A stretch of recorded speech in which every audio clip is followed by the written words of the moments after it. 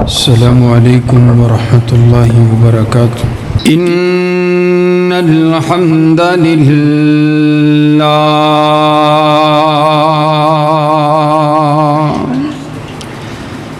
نحمده ونستعينه ونستغفره ونعوذ بالله من شرور أنفسنا ومن سيئات أعمالنا. من يهد الله فلا مضل له ومن يضلله فلا هادي له. ونشهد أن لا إله إلا الله وحده لا شريك له ونشهد أن محمدًا عبده ورسوله. أما بعد فإن خير الحديث كتاب الله وخير الهدي هدي محمد صلى الله عليه وسلم وشر الأمور محدثاتها وكل محدثة بدعة وكل بدعة ضلالة وكل ضلالة في النار. أعوذ بالله السميع العليم من الشيطان الرجيم. بسم الله الرحمن الرحيم. يا أيها الذين آمنوا اتقوا الله حق تقاته ولا تموتن إلا وأنتم مسلمون. يا أيها الناس اتقوا ربكم الذي خلقكم من نفس واحدة وخلق منها زوجها وبث منهما رجالا كثيرا ونساء واتقوا الله الذي تساءلون به والأرحام إن الله كان عليكم رقيبا. يا أيها الذين آمنوا اتقوا الله وقولوا قولا سديدا يصلح لكم أعمالكم ويغفر لكم ذنوبكم ومن يطع الله ورسوله فقد فاز فوزا عظيما. اللهم صل على محمد وعلى آل محمد كما صليت على إبراهيم وعلى آل إبراهيم إنك حميد مجيد. اللهم بارك على محمد وعلى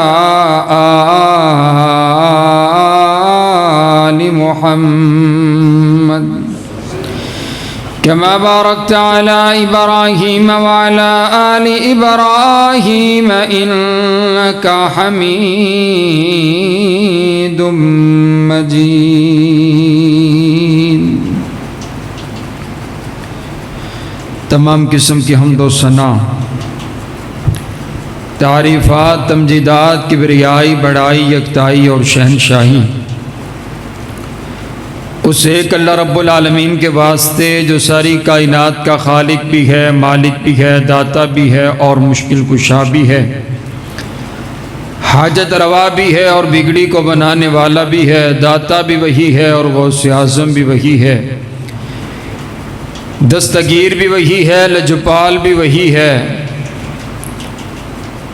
جسے چاہتا ہے عزت عطا کرتا ہے، جسے چاہتا ہے ذلیل و رسوا کر دیتا ہے، جسے چاہتا ہے عروج عطا کرتا ہے اور جسے چاہتا ہے پستی عطا کر دیتا ہے، جسے چاہتا ہے زندگی عطا کرتا ہے اور جسے چاہتا ہے موت کی نیند سلا دیتا ہے۔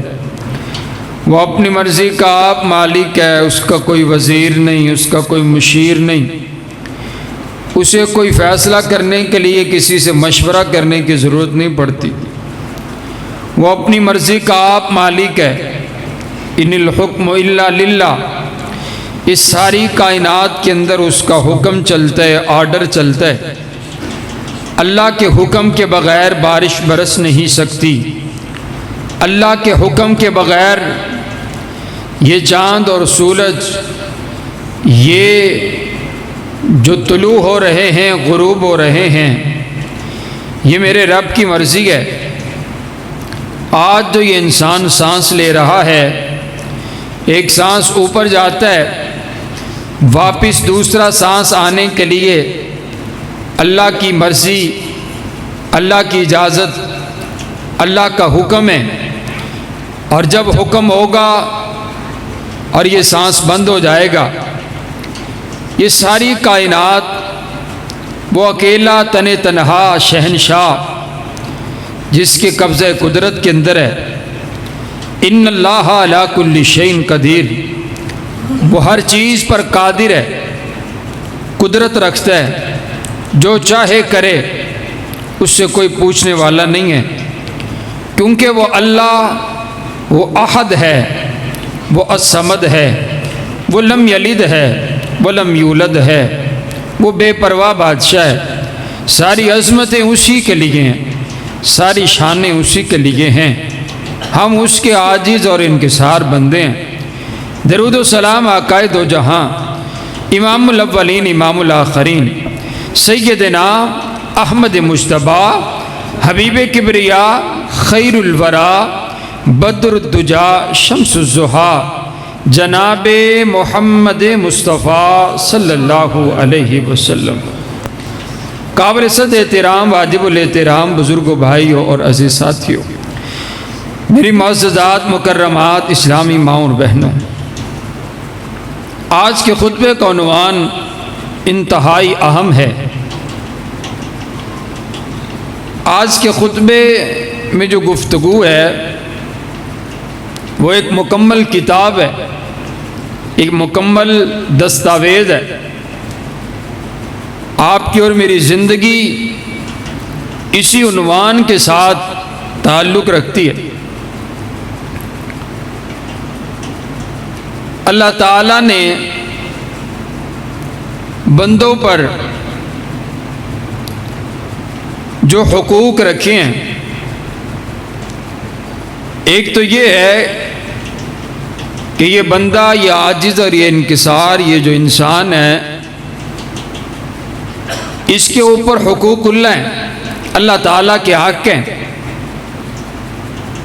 اور دوسرا حقوق العباد کا مسئلہ بڑا اہم مسئلہ ہے۔ یہ جو حق ہوتا ہے اس کو ادا کرنا، حقوق العباد کا مسئلہ، نبی صلی اللہ علیہ وسلم نے بڑی وضاحت کے ساتھ اس کو بیان فرمایا ہے۔ آج جب ہم اپنے معاشرے پر نظر دوڑاتے ہیں تو ہمیں بڑے بڑے نمازی مل جاتے ہیں، بڑے بڑے حاجی مل جاتے ہیں، بڑے بڑے عبادت گزار تو ہمیں نظر آتے ہیں، مل جاتے ہیں، لیکن حقوق العباد کا یہ جو مسئلہ ہے، یہ ہر گھر کا مسئلہ، ہر دکان کا مسئلہ، ہر گلی اور ہر چوک کا مسئلہ ہے کہ یہ نظر نہیں آتا۔ ہم اس بات کو سمجھتے ہیں کہ ہمیں توحید مل گئی، ہم اہل توحید ہیں، ہم اللہ کے ساتھ کسی کو شریک نہیں ٹھہراتے، اور ہمیں اس بات پر فخر بھی ہے۔ لیکن کچھ لوگوں نے، اور میں یوں واضحتاً کہوں کہ کچھ اہل حدیث لوگوں نے بھی، اہل علم لوگ، توحید والے، انہوں نے یہ بات سمجھ لی ہے کہ ہمیں توحید مل گئی ہے، ہم اہل توحید ہیں، ہم شرک نہیں کرتے ہیں تو جنت ہمارے نام ہے، اور ہم جو ہیں ہمیں حقوق العباد پورے کرنے کی ضرورت کوئی نہیں ہے۔ اسی لیے دیکھا یہ گیا ہے کہ جتنا اللہ تعالیٰ کا ہم پر کرم ہے کہ اللہ تعالیٰ نے ہمیں عقیدہ توحید عطا فرمایا ہے، یہ زمین کسی اور کے سامنے جھکتی نہیں ہے، صرف رب کے سامنے جھکتی ہے۔ ہماری نظر، ہماری نیاز صرف اللہ کے لیے، کہ کسی دربار پر اہل توحید جاتا کوئی نہیں ہے، کسی آستانے پر جبین نیاز جھکاتا کوئی نہیں ہے۔ بھلا اس سے بڑا بھی اللہ کا احسان ہے کہ اللہ تعالیٰ نے ہمیں توحید عطا فرما دی، اہل توحید میں سے ہمارا شمار فرما دیا۔ ورنہ جائیے جا کر کے آپ دیکھیے یہ کتنے بے وقوف، بے عقل، بد عقیدہ لوگ ہیں جنہوں نے اپنا مال بھی لٹایا، اپنی عزت بھی لٹائی، اپنا ایمان بھی لٹایا، اور پلے ہاتھ کے اندر کچھ بھی نہیں آیا۔ درباروں میں جا کر کے آپ دیکھیں یہ جو ہزاروں کا یہ جو مجمع ہے، عرس پر جو مجمع ہے اور یہ میلوں پر جو مجمع ہے، یہ جو بد عقیدہ لوگ ہیں، اللہ تعالیٰ نے ہمیں ان سے محفوظ رکھا ہے۔ یہ اللہ تعالیٰ کا احسان ہے، اللہ کا کرم ہے، اللہ کا فضل ہے۔ لیکن دوسری بات جو میں آج اہم کرنے لگا ہوں کہ میں نے یہ چیز دیکھی ہے کہ جتنا ہمارا معیار بلند ہے، جتنا ہم قرآن حدیث کے قریب ہیں، نبی علیہ السلام کی ہر حدیث ہمارے پاس ہے اور عقیدہ توحید ہمارے پاس ہے، لیکن معاشرہ ہمارا اتنا گندا ہے، بہن بھائیوں سے ہمارا تعلق اتنا خراب ہے، ہمارے گھر کا نقشہ اتنا بگڑا ہوا ہے، ہمارے بازار کے معاملات اتنے خراب ہیں کہ کافر بھی دیکھے نا تو وہ دیکھ کر کے کہے کہ مسلمان ہی اس کو کہتے ہیں۔ ہم ہیں اہل حدیث، ہم ہیں حق والے، عقیدہ توحید ہمارے پاس ہے، اور ہم نے یہ سمجھ لیا ہے کہ ہمیں اور کسی شے کی ضرورت نہیں ہے، ہمیں حسن سلوک کی ضرورت نہیں ہے، ہمیں حقوق العباد پورے کرنے کی ضرورت نہیں ہے۔ تو حضرات گرامی قدر، آج کا یہ جو خطبہ ہے بڑا اہم خطبہ ہے۔ میں نے تمہیداً یہ بات اس لیے عرض کی ہے کہ آپ ذہن بنا کر کے بیٹھیں کہ آج ہم نے کچھ سیکھ کر کے لے کر کے جانا ہے۔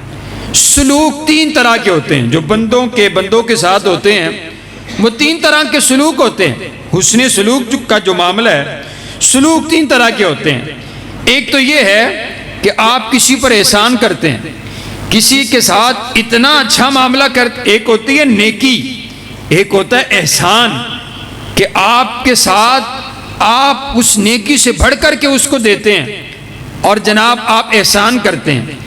آپ کا کسی بندے کے ساتھ ایک سلوک یہ ہے کہ آپ احسان کرتے ہیں، دوسرا سلوک یہ ہو سکتا ہے کہ آپ عدل کرتے ہیں، جتنا اس کی محبت آپ کے ساتھ ہے آپ اس کے ساتھ محبت کرتے ہیں، برابر آپ کا اپنے بہن بھائیوں کے ساتھ، اپنے رشتہ داروں کے ساتھ، اپنے دوستوں یاروں کے ساتھ برابری کا تعلق ہے، آپ احسان نہیں کرتے ہیں، برابر تعلق کرتے ہیں۔ تیسرا سلوک جو ہے وہ ظلم ہے کہ آپ کسی ماڑے بندے کو دیکھ کر کے اس کا حق کھاتے ہیں اور اس پر ظلم کرتے ہیں۔ یہ تین طرح کا سلوک جو عمومی طور پر انسان کے ساتھ ہوتا ہے۔ حضرات گرامی قدر، حدیث قدسی ہے، اللہ تعالی حدیث قدسی اسے کہتے ہیں جو کائنات کا شہنشاہ خود اپنے بندوں سے مخاطب ہوتا ہے۔ سنیے گا اللہ اپنے بندوں سے کیا کہہ رہا ہے۔ یہ جو ظلم کی میں نے بات کی ہے کہ ایک تو یہ ہے کہ آپ احسان کریں تو بڑی بات ہے، اور لوگ آپ کے احسان مند ہوں اور لوگ آپ کی تعریف کریں کہ یہ بندہ بڑا اچھا ہے، اس نے مجھ پر احسان کیا ہے، اس نے مجھ پر کیا کیا بھائی؟ احسان کیا ہے۔ دوسرا بندہ چلے آپ کی تعریف نہ کرے تو اتنے کلمات ادا کر دے کہ بھئی یہ بندہ عدل و انصاف والا ہے، یہ انصاف کی بات کرتا ہے، رشتہ داروں کی بات آتی ہے، بہن بھائیوں کی بات آتی ہے تو یہ بندہ کسی پر ظلم نہیں کرتا، کسی کی سائیڈ نہیں لیتا، یہ بندہ انصاف کرتا ہے، عدل والا اچھا بندہ ہے۔ اور تیسری کیٹیگری یہ ہے کہ کوئی یہ شخص دیکھ کر کے کسی کو یہ کہے کہ یہ بندہ ظالم جا رہا ہے، جو ظلم کرنے والا ہے۔ حضرات گرامی کا توجہ میری طرف رکھیں، حدیث قدسی کائنات کا شہنشاہ اعلان کر کے فرما رہا ہے، کائنات کا پروردگار اپنے بندوں سے ڈائریکٹ مخاطب ہے، اور سنیے گا الفاظ، کائنات کا شہنشاہ اعلان کر کے فرما رہا ہے کہ یا عبادی انی حرمت ظلما علی نفسی، اے میرے بندو میں نے اپنی ذات پر ظلم کو حرام کر دیا ہے، میں کسی پر ظلم نہیں کرتا، میں نے اپنی ذات پر ظلم کو حرام قرار دے دیا ہے۔ ہاں، نیکی کرنے والوں پر بھی ظلم نہیں ہوگا، گناہ کرنے والوں پر بھی ظلم نہیں ہوگا، اللہ کی عدالت کے اندر کسی پر ظلم نہیں ہوگا۔ نیکی کرنے والوں پر ظلم کیسا کہ کسی نے جتنی نیکیاں کی ہیں ان کی نیکیوں میں کمی نہیں کی جائے گی۔ جب اللہ کا عدل اور انصاف والا ترازو جب لگے گا، اللہ پورا پورا بدلہ دے گا، کسی کی نیکی کو کم نہیں کیا جائے گا اور کسی کے گناہوں کو بڑھایا نہیں جائے گا، کسی پر ظلم نہیں ہوگا۔ اللہ ظلم نہیں پسند فرماتے، اللہ نے اپنی ذات پر ظلم کو حرام کر دیا ہے۔ اور اگلی بات سنیے، اگلی بات کائنات کا شہنشاہ کہتا ہے وَجَعَلْتُهُ بَيْنَكُمْ مُحَرَّمًا، اور میں نے تمہارے درمیان بھی ظلم کو حرام کر دیا ہے۔ تم نے بھی ایک دوسرے پر ظلم نہیں کرنا ہے، تم نے بھی ایک دوسرے پر زیادتی نہیں کرنی ہے۔ حضرات، ظلم کرنے والا شخص وہ ہوتا ہے جو طاقتور ہوتا ہے، جو بڑا چودھری ہوتا ہے، جو بڑا وڈیرا ہوتا ہے، جس کے ہاتھ کے اندر طاقت ہوتی ہے، وہ کسی غریب پر ظلم کرتا ہے کیونکہ وہ طاقتور ہوتا ہے۔ حدیث قدسی کو آپ سماعت کیجئے، کائنات کا شہنشاہ اعلان کر کے کہہ رہا ہے کہ میں کائنات کا شہنشاہ، میں کائنات کا پروردگار، ساری طاقتیں میرے پاس ہیں، اور ساری طاقتیں ہونے کے باوجود بھی میں اپنے بندوں پر ظلم نہیں کرتا، اور میں نے اپنے بندوں پر بھی یہ فرض کر دیا ہے کہ میرا کوئی بندہ کسی بندے پر ظلم نہیں کرے گا۔ پہلی حدیث آپ کے سامنے رکھی، ظلم کو اللہ تعالیٰ نے حرام قرار دے دیا ہے۔ ظلم اور زیادتی اللہ تعالیٰ کو بالکل ناپسند ہے۔ اب آئیے توجہ میری طرف رکھیے۔ سیدنا معاذ رضی اللہ تعالیٰ عنہ میرے پاک پیغمبر علیہ السلام کے صحابی ہیں، میرے پاک پیغمبر علیہ السلام کے جانثار ہیں، میرے آقا کے وفادار صحابی۔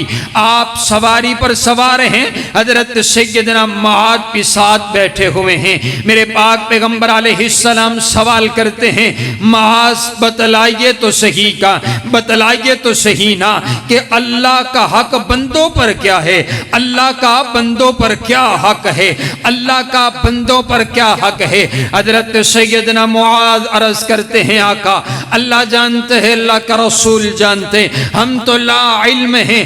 آپ علیہ السلام خود ہی جواب ارشاد فرماتے ہیں، آپ نے فرمایا اللہ کا حق بندوں پر یہ ہے کہ بندے اپنے رب کے ساتھ کسی کو شریک نہ ٹھہرائیں۔ لا الہ الا اللہ جب پڑھ لیا ہے تو بندوں پہ یہ حق ہے اللہ کا کہ وہ اللہ کے ساتھ کسی کو شریک نہ ٹھہرائیں، وہ کسی غیر کی عبادت نہ کریں، وہ کسی غیر کے سامنے جا کر کے جبین نیاز نہ جھکائیں، وہ کسی غیر سے نہ مانگے، اللہ کے ساتھ کسی کو شریک نہ ٹھہرائے۔ یہ حق ہے، اللہ کا حق ہے۔ اور یارو اللہ اس بات کا حق رکھتا ہے جس نے ساری کائنات کا نظام آپ کے اور میرے لیے چلایا ہے، جس نے ساری کائنات کا نظام آپ کے اور میرے لیے چل رہا ہے۔ کیا شے جو آپ کے اور میرے لیے پیدا نہیں کی ہے، اس کا یہ حق ہے کہ اس کے علاوہ کسی کی عبادت نہ کی جائے، اس کے ساتھ کسی کو شریک نہ ٹھہرایا جائے۔ حضور فرماتے ہیں اللہ کا یہ حق ہے بندوں پر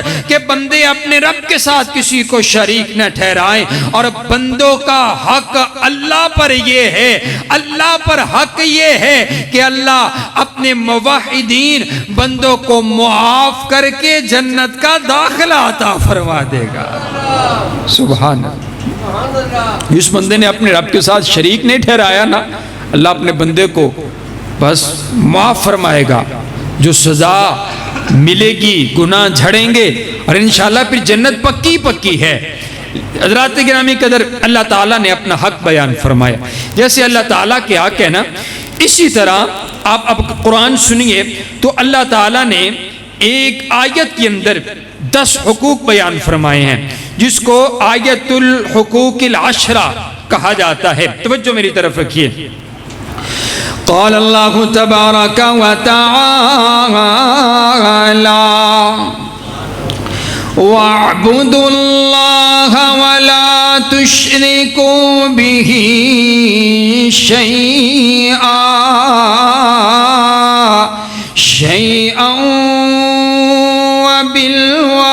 وبالوالدين إحسانا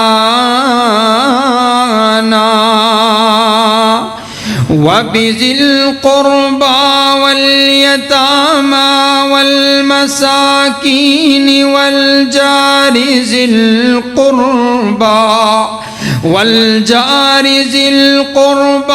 والجار الجنب والصاحب بالجنب وابن السبيل وما ملكت أيمانكم إن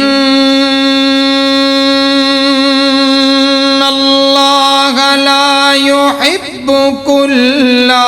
لا يحب من كان مختالا فخورا۔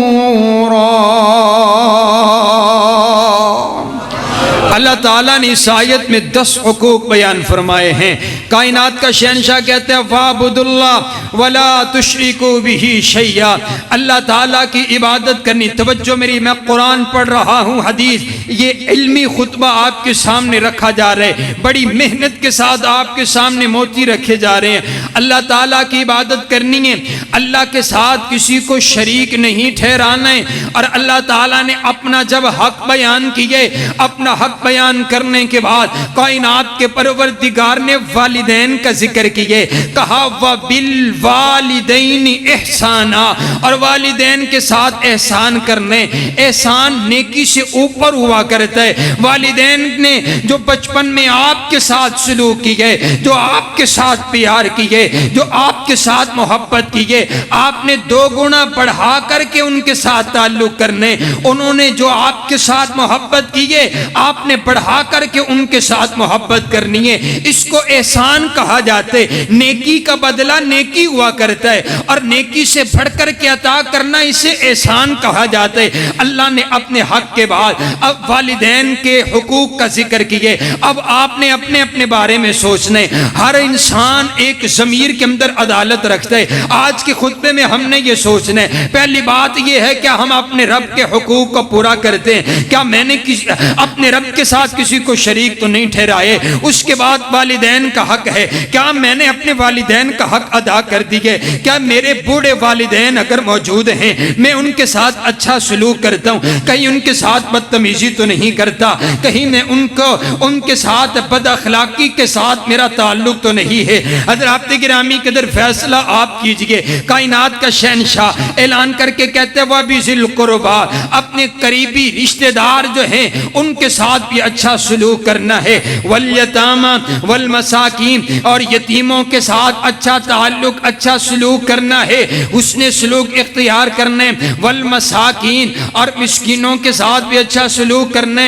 وَالْجَارِ ذِي الْقُرْبَى، اور جو آپ کے پڑوسی ہیں، پڑوسیوں کا ذکر اللہ نے قرآن میں کر دیا۔ قرآن میں قریبی پڑوسی، قریبی گوانڈی، جو آپ کے گھر کے ساتھ جس کا گھر ہے اس کا آپ کے اوپر حق ہے، اس کے آپ کے اوپر حقوق ہیں، کہ اپنے پڑوسیوں کے حقوق کا خیال رکھتے ہیں۔ والجار ذی القربى، اور والجار الجنب والصاحب بالجنب وابن السبیل، اور اللہ تعالیٰ نے اعلان کر کے کہا ہے والصاحب بالجنب، اور وہ جو تمہارے ساتھی ہیں۔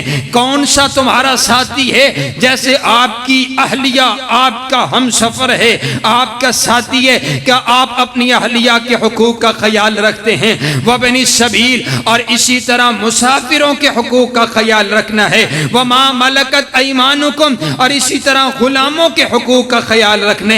غلام اور ہوتا ہے، نوکر اور ہوتا ہے۔ نوکروں کو غلام نہیں کہا جائے گا، غلام جو ہے غلام، اس کے حقوق کا خیال رکھنا ہے۔ کائنات کا شہنشاہ اب آگے اصول بیان فرماتے ہیں کہ ان اللہ لا يحب من کان مختالا فخورا، اور اللہ تعالیٰ جو ہے عقل اکڑ کر کے چلنے والوں کو پسند نہیں فرماتے، غرور کرنے والوں کو پسند نہیں فرماتے، تکبر کرنے والوں کو پسند نہیں فرماتے۔ یہاں اس بات کا کیا معنی ہے؟ اس بات کا معنی یہ ہے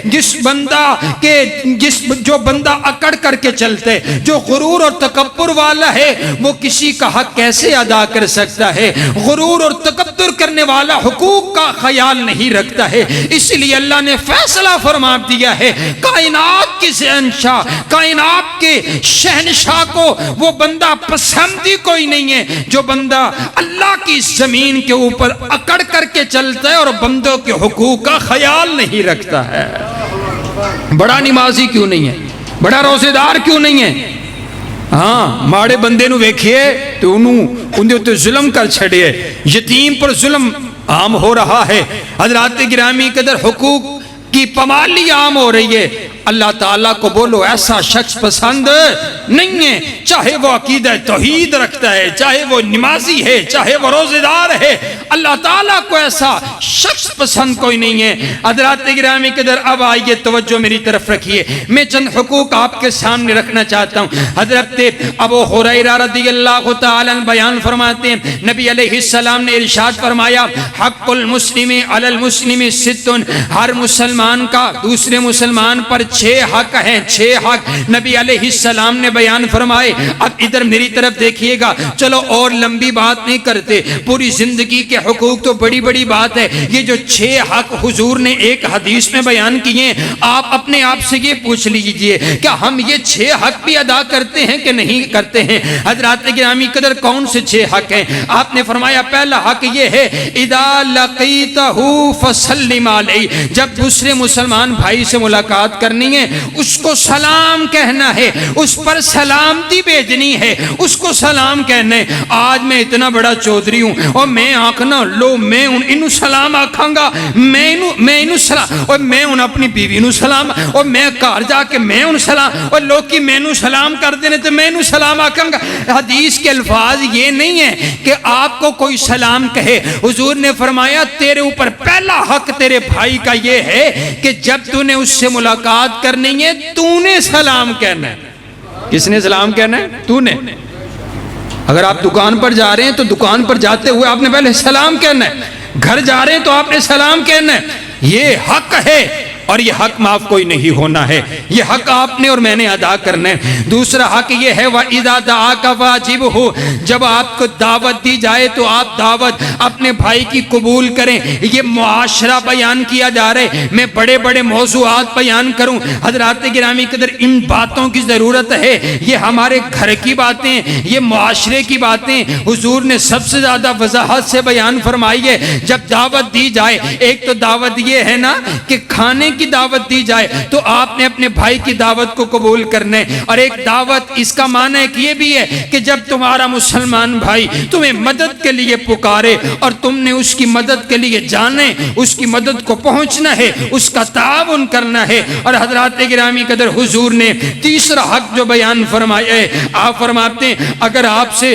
آپ کے مسلمان بھائی نصیحت طلب کرتے ہیں، مشورہ طلب کرتے ہیں، اس کو اچھی نصیحت کرنی، اچھا مشورہ دینے، نہیں آکھنا ہاں ہمارے ہاں تو اتنی عجیب معاملات ہے، ہمارا لاہور اس میں زیادہ مشہور ہے کہ وہ وہاں سے راستہ پوچھ لیا جائے نا تو وہ صحیح راستے کے بغیر وہ غلط راستے پر، ادھر کو معاملہ راستہ ادھر ہے، ادھر کو چلے جاؤ، پتہ ہی کوئی نہیں ہے کہ میرا مسلمان بھائی ہے، مجھ سے مشورہ لے رہا ہے، مجھ سے مدد طلب کر رہا ہے، میں نے اس کے ساتھ کیا تعاون کرنا ہے۔ حضرات گرامی قدر چوتھا حق یہ ہے کہ جب ایک مسلمان بھائی کو چھینک آئے تو وہ الحمدللہ کہے، دوسرا یرحمک اللہ کہے، اسی طرح پھر یہدیکم اللہ۔ حضرات گرامی قدر پانچواں اور چھٹا حق یہ ہے، پانچواں حق یہ ہے کہ جب آپ کا مسلمان بھائی بیمار ہو جائے تو اس کو اسی طرح ہسپتال کے اندر چھوڑ کر کے نہیں آ جانا ہے، اس کی تماداری کرنی ہے۔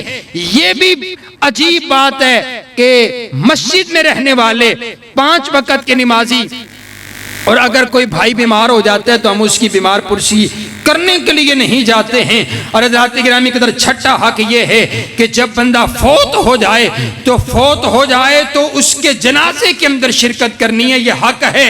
اور اسلام دیکھو کتنا خوبصورت مذہب ہے، اسلام نے مر جانے والے کے بھی حقوق بیان کیے ہیں کہ جو بندہ مر گیا ہے نا اس کا بھی حق ادا کرنا ہے اور اس کے جنازے کے اندر شرکت کرنی اور شامل ہونے۔ حضرات گرامی قدر آئیے اب حضور علیہ السلام نے کچھ حقوق واضحتاً بیان فرمائے ہیں۔ آپ فرماتے ہیں شوہر کا حق، بیوی کے اوپر شوہر کا یہ حق ہے۔ اللہ تعالیٰ حضور علیہ السلام کے پاس ایک صحابی آئے، آ کر کے نا آپ کو سجدہ کرنے لگے، آپ نے منع فرمایا اور آپ نے فرمایا نہیں یہ سجدہ کیوں کر رہے ہو؟ کہا میں جس شہر سے جس ملک سے آیا ہوں وہاں کے بادشاہ کو سجدہ کیا جاتا ہے اور ہم نے آپ کو ماننا ہے، اپنا امام پیر مرشد ماننا ہے، میرا دل چاہتا ہے میں آپ کو سجدہ کروں۔ حضور فرماتے ہیں نہیں اللہ کے علاوہ کسی کو سجدہ کرنا جائز ہی کوئی نہیں ہے، اگر جائز ہوتا تو میں بیوی کو حکم کرتا کہ وہ اپنے شوہر کو سجدہ کرے، اتنا بڑا حق ہے حضور علیہ السلام نے بیان کر دیے۔ اب یہ جو بندے ہیں نا بڑے سیانے ہیں، بندے آختے ہیں بھی ساڑھے حقوق بیان ہونے چاہیے، ہر بندہ یہ چاہتا ہے کہ میرے حقوق بیان ہونے چاہیے۔ مجھے کوئی ساتھی کہنے لگے جی میرا بچہ آپ کے پیچھے جمعہ پڑھتا ہے، ذرا والدین کے حقوق بھی بیان کر دیجئے تاکہ اس کو پتا چلے۔ ہاں تو بچے بھی یہی کہتے ہوں گے میرا ابا بھی جمعہ پڑھ دے تو ذرا بچوں کے حقوق بھی بیان۔ ہر بندہ یہ چاہتا ہے بھی میری بات ہو، میرا حق ادا کیا جائے، میرا حق ادا کیا جائے۔ ایسے ادا نہیں ہوگا، پہلے ہم اپنے حقوق ادا کریں، پہلے میرا تعلق اپنی بیوی کے ساتھ اچھا ہونا چاہیے، پہلے میں اپنا رجسٹر دیکھوں کیا میں اپنی بیوی کے حقوق ادا کر رہا ہوں۔ کل مجھے اگر موت آ جاتی ہے کیا مجھے پکڑ تو نہیں ہوگی؟ کیا میں نے اپنے والدین کے حقوق میں ادا کر رہا ہوں؟ کیا میرے پاس جو کام کرنے والے میرے ورکر ہیں کیا میں ان کے حقوق ادا کر رہا ہوں؟ کیا پڑوسیوں کے میں حقوق ادا کر رہا ہوں؟ حضرات گرامی قدر یہ باتیں ہم کو سوچنی ہے، توجہ میری طرف رکھیے۔ جیسے شوہر کا حق ہے نا ویسے حضور علیہ السلام میں تمہیں دو لوگوں کے حق کے بارے میں خبردار کرتا ہوں۔ دو لوگ کون ہیں؟ الیتیم والمرأہ، ایک یتیم ہے اور ایک عورت ہے جس کے ساتھ بڑا ظلم ہوتا ہے۔ ان دو لوگوں کے حقوق کا خصوصی طور پر خیال رکھنا ہے۔ حضرات گرامی قدر دیکھیے نا یہ جو عورتیں ہیں یہ بہن کی شکل میں ہے، یہ ماں کی شکل میں ہے، یہ بیوی کی شکل کے اندر ہے۔ آپ پہلے دیکھیے بڑے بڑے وہابی اہل حدیث اہل توحید نمازی لوگ ایسے ہیں جو بہنوں کے حقوق غصب کر کے بیٹھے ہوئے ہیں اور بھائی کہتا ہے اور اگر تو نے مجھ سے حق مانگا نا پھر تیرا میرا تعلق کوئی نہیں، تیرا میرا جین مرن پھر ختم ہو گئے، پھر تو میرے دروازے تے نہیں آ سکتی ہیں۔ بھائی کہتا ہے دیکھنا ہم نے تیری شادی کر دی ہے اور تجھے جہیز دے دی ہے، ہم نے اپنا فرض ادا کر دیا، اب تیرا اس جائیداد کے اندر تیرا کوئی حصہ موجود نہیں ہے۔ بڑے بڑے بہنوں کے حق کھا کر کے عمرے اور حج پر جاتے ہوئے ہم نے دیکھے ہیں۔ رب کعبہ کی قسم ہے ان بہنوں کے ہاتھ ہوں گے، ان بھائیوں کا گریبان ہوگا کل قیامت والے دن اللہ کی عدالت کے اندر۔ جس کائنات نے شہنشاہ نے کہا ہے کہ میں ظلم نہیں کرتا، اس وقت حضور علیہ السلام نے فرمایا اللہ ایسا انصاف فرمائے گا کہ سینگوں والی جو بکری ہے اور جو بغیر سینگوں والی بکری ہے اگر اس نے اس کو مارا ہوگا اس کو بھی عدالت کے اندر کھڑا کیا جائے گا اور اس سے بھی بدلہ لیا جائے گا اور بدلہ لینے کے بعد پھر اس کو مٹی کر دیا جائے گا۔ جانور جو ہیں ان سے بھی بدلہ لیا جائے گا اور ان کا بھی حقوق ہے اور ان کا بھی خیال کرنا ہے۔ حضرات گرامی قدر آئیے آج ہم نے اپنے گریبان میں جھانکنا ہے اور دیکھنا ہے کہ کہیں کسی بھائی نے اپنی بہن کا حق تو نہیں دینا ہے، مرنے سے پہلے اس کو ادا کیجئے۔ حضرات گرامی قدر آئیے اسی طرح یتیموں کے حقوق، باپ مر گیا بچے یتیم ہو گئے، چچا اور بڑے بڑے جو بھائی ہیں انہوں نے یتیموں کے مال کے اوپر جائیدادوں کے اوپر قبضہ کر دیا۔ اٹھائیے اخباریں اور اٹھائیے یہ مسلمان ہیں جن کے یہ معاملات ہیں۔ حضرات گرامی قدر آئیے اب توجہ میری طرف رکھیے۔ لگی ہے۔ حضرت سیدنا سلمان فارسی رضی اللہ تعالیٰ، میرے پاک پیغمبر علیہ السلام کے صحابی ہیں، مدینہ تشریف لے کر آئے نا، میرے آقا نے نا مہاجر انصار کو ایک دوسرے کا بھائی بھائی بنا دیے۔ حضرت سلمان کو حضرت ابو درداء کا بھائی بنا دیا۔ اب دیکھیے حقوق اس انداز کے ہیں، بھائی بھائی بن چکے ہیں۔ حضرت ابو درداء حضرت سلمان فارسی کو اپنے گھر کے اندر لے کر کے چل دیے ہیں۔ جب حضرت سلمان فارسی گھر پہنچے، ابھی پردے کا حکم نازل نہیں ہوا، جا کر کے حضرت ابو درداء کی اہلیہ کو دیکھا، انہوں نے پرانا بسیدہ سا لباس پہنا ہوا، پرانا لباس پہنا ہوا۔ حضرت سلمان فرماتے ہیں یہ کیا بات، یہ اتنا پرانا اور بسیدہ، یہ عجیب طرح کا یہ لباس آپ نے کیوں زیب تن کیا ہوا ہے؟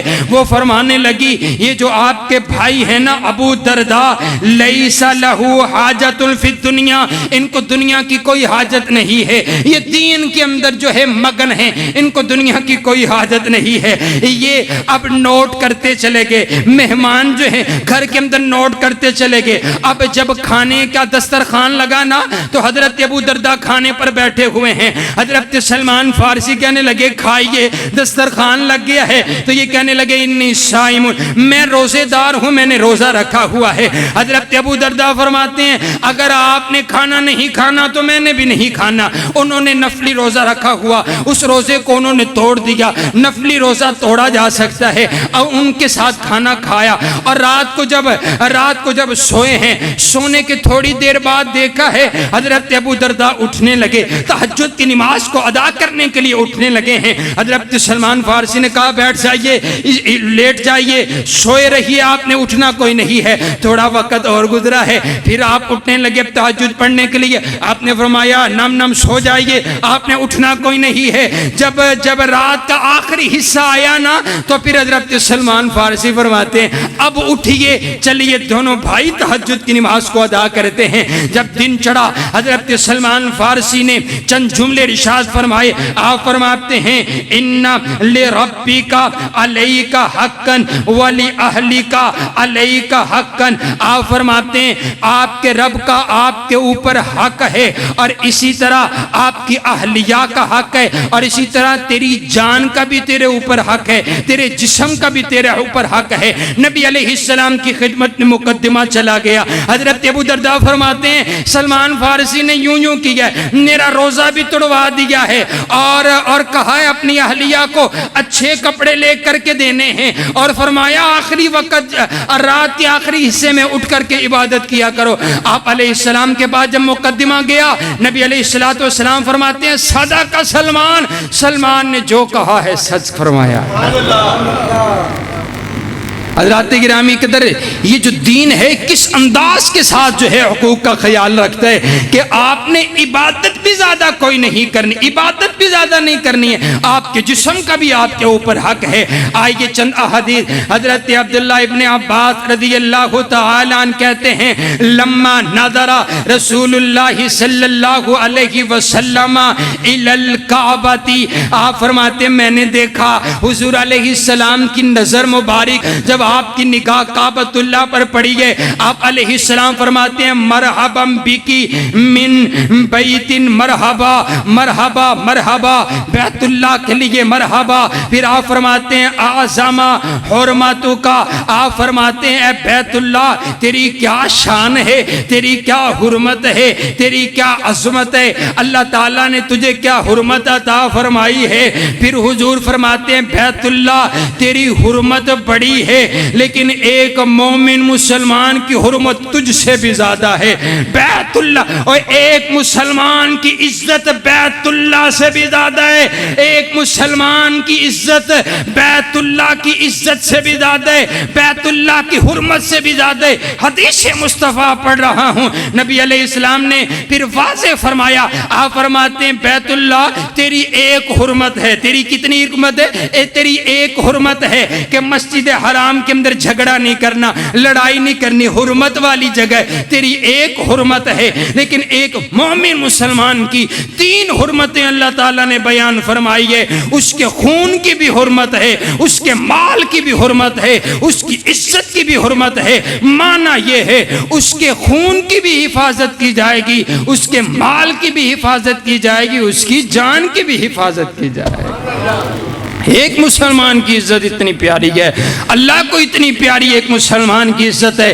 حضرات گرامی قدر آئیے، اب توجہ میری طرف رکھیے۔ انسان کا مال، انسان کی جان، انسان کی عزت کا خیال رکھنا ہر مسلمان پر فرض ہے۔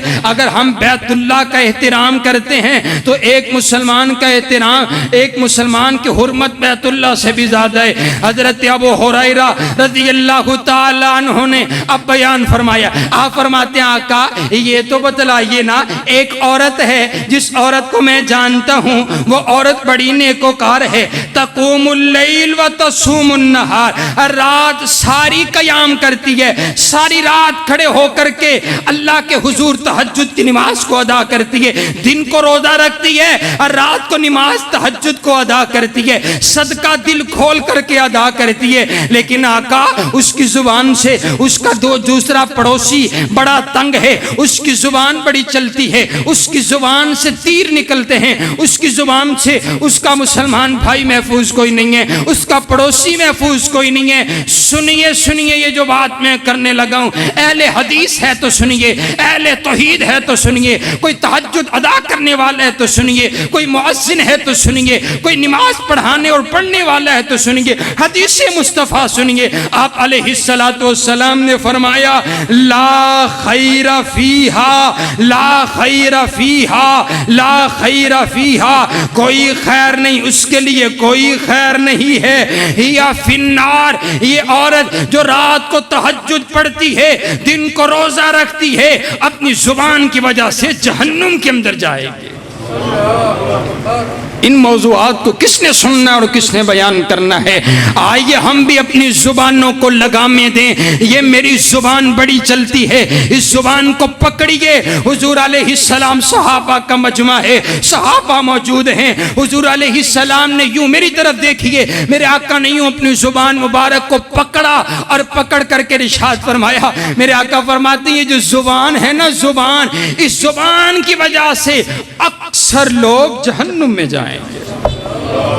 آپ علیہ السلام نے فرمایا، آپ فرماتے ہیں اسی زبان کی وجہ سے اکثر نہیں بلکہ سب سے زیادہ لوگ اسی زبان کی وجہ سے، اخلاق کی وجہ سے جنت میں جائیں گے۔ اور دیکھو نا حضور نے فرما دی ہے، آپ فرماتے ہیں تم مجھے زبان کی حفاظت کی ذمہ داری دو، اپنی شرمگاہ، شرم کی حفاظت کی ذمہ داری تم مجھ کو دے دو، جنت کی ضمانت تو مجھ سے لے لو ہے، جنت کی ضمانت مجھ سے لے لو۔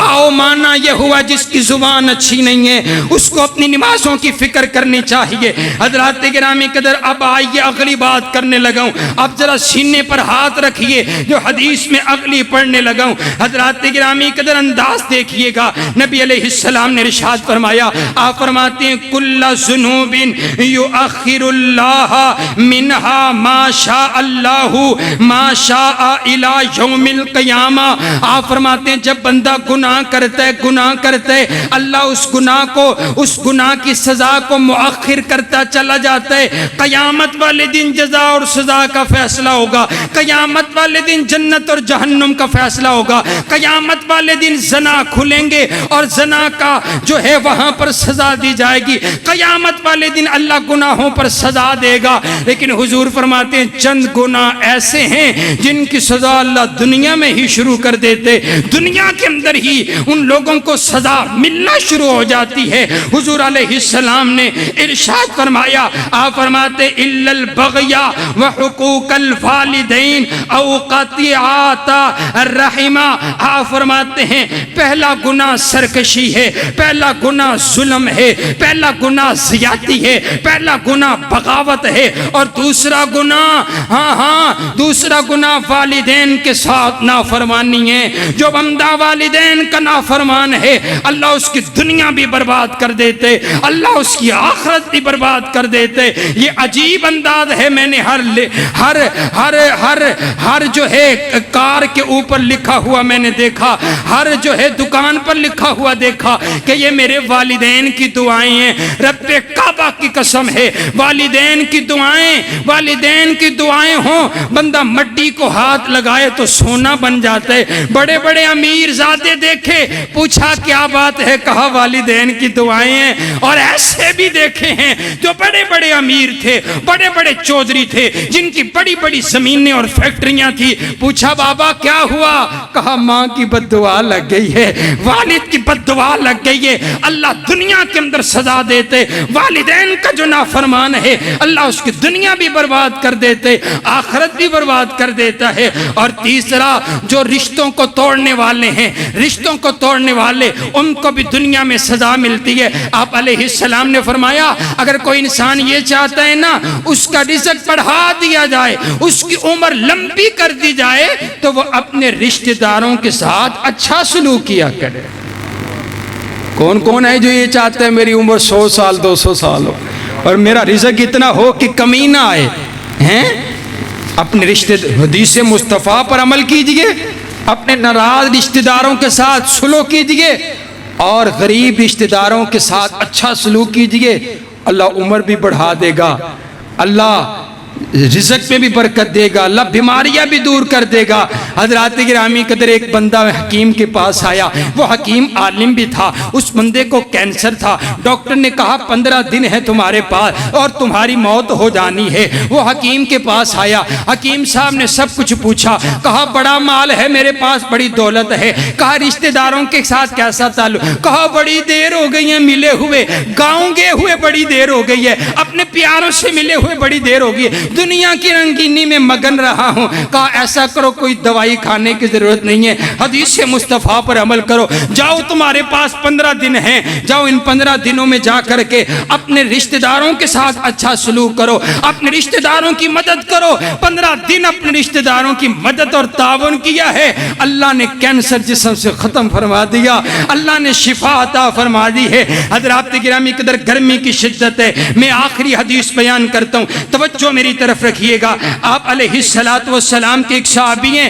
حضرت جابر بن عبداللہ رضی اللہ تعالی عنہ. میرے نبی کا یار ایسا ہے, میرے نبی کے یار کو پتہ چلا ایک صحابی ہیں جو شام کے اندر رہتے ہیں, ان کے پاس ایک نبی علیہ السلام کی حدیث موجود ہے, حدیث موجود ہے ان کے پاس. حدیث سننے کے لیے انہوں نے ایک اونٹ خریدا سفر طے کرنے کے لیے, اور 1 مہینے کا لمبا سفر طے کر کے ملک شام پہنچے ہیں صرف ایک حضور کی حدیث سننے کے لیے. اور یہ تھے میرے نبی کے یار, یہ تھے میرے نبی کے اسٹوڈنٹ, یہ تھے میرے نبی کے شاگرد. آپ کو جمعے میں سینکڑوں احادیث سنا دی گئی ہے. جو بندہ حدیث مصطفیٰ سے پیار کرتے اللہ اس کے رزق میں برکت کرتے, اللہ اس کے چہرے کو نور سے منور فرما دیتا ہے. یہ صحابی رسول چل پڑے ہیں, لمبا 1 مہینے کا سفر طے کیا ہے, جا کر کے دروازہ بجایا ہے, کہا میں آپ کے پاس آیا ہوں. نبی علیہ السلام کے اس صحابی کا نام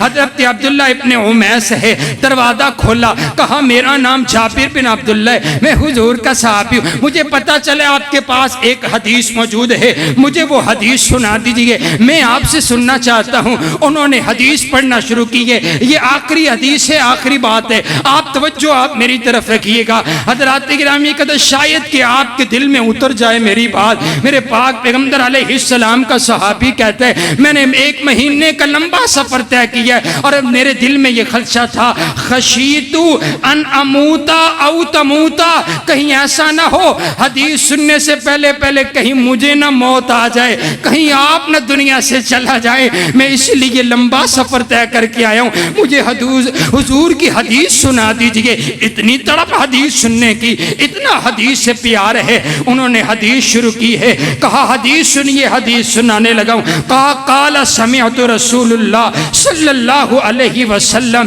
نبی علیہ السلام سے میں نے سنا, آپ نے ارشاد فرمایا یحشر اللہ العباد یحشر اللہ العباد، کل قیامت والے دن اللہ تمام انسانوں کو جمع فرمائے گا، تمام لوگوں کو جمع فرمائے گا، عراۃً غرلاً بؤما، اس وقت جو انسان آئیں گے اور وہ انسانوں کے جسموں کے اوپر لباس نہیں ہوگا، لباس نہیں ہوگا، اور انسان جو ہیں ختنہ کے بغیر ہوں گے۔ حضرات گرامی قدر، اور بؤما کا معنی پوچھا، فرمایا لیس معہ شیء، خالیات ہوں گے، ان کے پاس کوئی مال نہیں ہوگا، ان کے پاس کوئی دولت کچھ بھی نہیں ہوگا۔ پھر کائنات کا شہنشاہ اعلان کر کے کہے گا انا الملک، سارے لوگوں کے سامنے کائنات کا شہنشاہ کہے گا انا الملک، میں بادشاہ ہوں۔ سامنے کھڑے ہیں سارے کے سارے ننگے، اور سارے کے سارے ننگے، سارے کے سارے عاجز، سارے کے سارے انکسار، جن کو تم نے اپنا داتا بنایا، جن کو تم نے اپنا پیر بنایا، جن کے سامنے جبین آستانے کو جھکایا، اس وقت کائنات کا شہنشاہ کہے گا انا الملک، میں شہنشاہ ہوں، انا الدیان، اور میں بدلہ دلوانے والا ہوں، میں بدلہ دلوانے والا ہوں۔ آج میری عدالت لگے گی، اور جس کا حق کھایا ہے بدلہ دیا جائے گا، اللہ بدلہ دلوائے گا۔ حضرات گرامی قدر، مالک یوم الدین، وہ بدلے کے دن کا مالک ہے، وہ بدلے کے دن کا مالک ہے۔ ذرا سوچ کے سمجھ کے، کسی کا حق کھانا وہ بدلے کے دن کا مالک ہے، اس نے بدلہ دلوانا ہے۔ آج کوئی بڑا جج ہونا، اس کے پاس کیس چلا جائے، لوگ ڈرتے ہیں یہ بڑا انصاف کرنے والا ہے، اس نے حق دلوانے، وہ سب سے زیادہ انصاف کرنے والا ہے۔ کائنات کا شہنشاہ کہے گا آج کوئی بندہ جنت میں نہیں جا سکتا جب تک وہ کسی کا حق نہیں دے دے گا، جب تک حق نہیں دے دے گا جنت میں نہیں جا سکے گا۔ حضرات گرامی قدر، صحابہ عرض کرتے آقا وہاں پر نہ مال ہوگا نہ دولت ہوگی، کسی کا حق کیسے دیا جائے گا؟ آپ فرماتے ہیں من حسنات و سیئات، نیکیوں کے ساتھ حق دیا جائے گا یا گناہوں کے ساتھ حق دیا جائے گا؟ اس کا کیا معنی ہے؟ اللہ کی عدالت لگی ہوگی، ایک حق لینے والا آ کر کے رب کی عدالت میں ریٹ دائر کرے گا، عرض کرے گا ربا یہ میرا بھائی کھڑا ہے، اس نے میرا حق دینا دنیا کے اندر میں لے نہیں سکا، مجھے لے کر کے دیجئے۔ وہاں پر مال نہیں ہوگا، اللہ انصاف فرمائیں گے، اس بندے کی نیکیاں اٹھا کر کے اس کے حق کے بدلہ میں اس کو دے دیں گے۔ دوسرا آ گیا ہے، نیکیاں دی جا رہی ہیں، تیسرا آ گیا ہے، نیکیاں دی جا رہی ہے، چوتھا اور پانچواں آ گیا ہے، لمبی قطار لگی ہوئی ہے، جس کا میں نے حق دینا ہے، لمبی قطار لگی ہے، ساری نیکیاں، یہ نمازی، یہ روزے دار اپنے سارے روزے دے گا، اپنی نمازیں دے گا، اپنی تہجد دے گا، اپنا عمرہ دے گا، اپنی قرآن کی تلاوت دے گا، نیکیوں کے انبار لگے ہوئے، لیکن حقوق العباد کا خیال نہیں رکھا، ساری نیکیاں دیتا چلا گیا ہے، لیکن بندے ابھی بھی آتے چلے گئے ہیں، نیکیاں ختم ہو گئی ہیں۔ حضور فرماتے ہیں پھر اللہ فیصلہ فرمائے گا، اس حق لینے والے کے گناہوں کو اٹھا کر حق کے بدلہ میں اس کے پلڑا میں اب گناہ ڈالتا چلا جائے گا، نیکیاں ختم، گناہ آتے چلے گئے ہیں۔ پھر اللہ اعلان فرمائے گا پکڑو اس بندے کو اور جکڑو اس بندے کو زنجیروں کے ساتھ، اور اس نمازی کو، اس روزے دار کو، اس عبادت کرنے والے کو پکڑ کر کے اوندے منہ جہنم کے اندر پھینک دو۔ آئیے ہم اپنے بھائیوں کے حقوق کا خیال رکھیں۔ اگر کوئی کسی سے ناراض ہے تو اس سے جمعے کے بعد جا کر کے اپنی اکڑ توڑ کے نا، اللہ کو پسند نہیں، اکڑ توڑ کے فون میں لائیے اور کہیے میں نے آج حضور کا فرمان سنا ہے اور میں حضور کی حدیث پر اپنی چتراہٹ قربان کرتا ہوں، میں معافی مانگتا ہوں، آپ سے صلح کرتا ہوں۔ کسی کا حق دینا ہے، کسی کا قرضہ دینا ہے تو آپ قرضہ ادا کیجئے۔ حضور نے فرمایا شہید کا لہو کا قطرہ زمین پر بعد میں گرتا ہے، اللہ جنت کے دروازے پہلے کھول دیتا ہے، لیکن جو قرض ہے نا وہ شہید کو بھی معاف کوئی نہیں ہے۔ آپ اللہ رب العالمین سے دعا ہے اللہ تعالی ہمیں حقوق اللہ اور حقوق العباد پورے کرنے کی توفیق عطا فرمائے۔ وآخر دعوانا